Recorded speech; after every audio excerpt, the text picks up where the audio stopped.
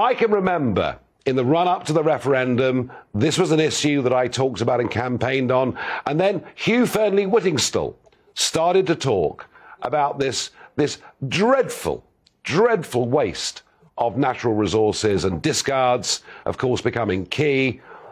I think most people at home thought with Brexit this problem had been solved. Peter, let me ask you, are things any better 6 years on from the referendum, or are we stuck where we were? In my opinion, Nigel, we're in a worse situation than we were 6 years ago. The quota situation hasn't improved whatsoever. The idea was that we would have our waters back, but in particular, French and Dutch boats would be kept outside of our 12-mile limit.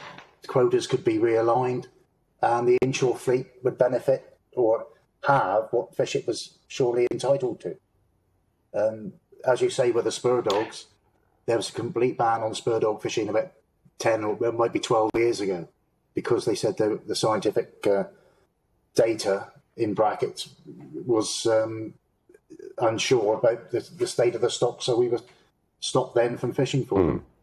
But the problem is, we're starting to catch spur dogs, although it was one whole wonder, as two other boats did exactly the same in the same area.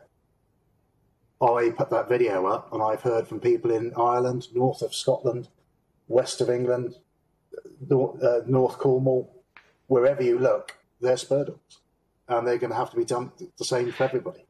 Absolute waste of money, waste of fish. Yeah, I mean, it's a waste of your fuel, it's a waste of your time, but environmentally, I mean, it is absolutely shocking, I think, to everybody.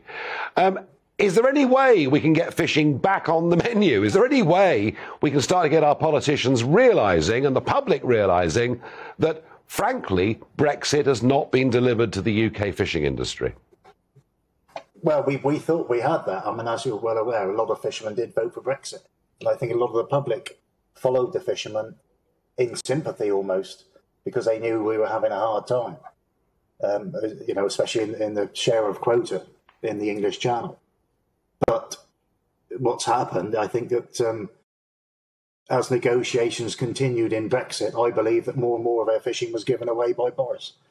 And the rights were given away, much as Edward Heath did in the 70s. And we're in exactly the same situation as we were there, if not worse.